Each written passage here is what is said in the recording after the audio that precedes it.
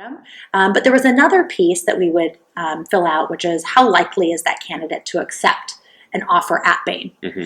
And so that's one piece that I don't know that candidates know that we're evaluating them on, mm-hmm. is that we actually want to see that they want to work at Bain, yeah. that they, one, know what consulting is, and that's especially important at the undergrad level, because it sounds cool, consulting, great, but we get, every year there are 1 or 2 associate consultants that just had no idea what they were getting into. And so we really want to test that they know what consulting is, yeah. and that they want to do it and that they understand the job. So that is important. And then, we want to also test that they want to work at Bain, mm-hmm. in particular. Yeah. And that might even be more important at the MBA level, that they have, talked to so many people at the various firms.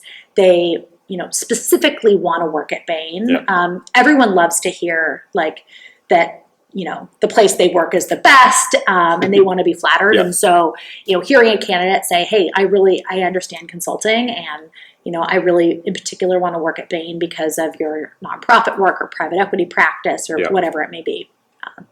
Is there any cases where a candidate's really trying to show they want to work at Bain, but it backfires, they use really cookie cutter answers or? Yeah.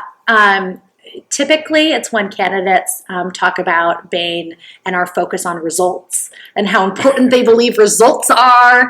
But that is when it just sounds very, very cheesy. So it's they're regurgitating your own marketing materials, yes. that type of. Yes. Okay. And clearly, it's a regurgitation of marketing materials, not actually understanding what we do at Bain or the people at Bain. Gotcha. But so walking into Bain and being results first. Results first. Yeah. Okay. Yeah.